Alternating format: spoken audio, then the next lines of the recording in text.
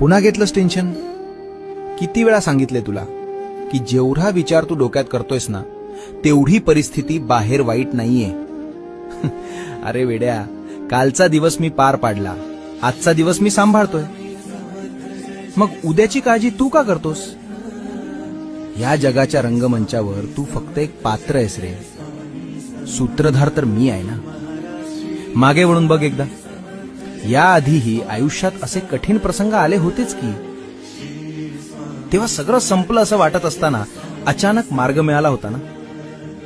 कोणी काढलं तुला त्यातून बाहेर? मीच ना.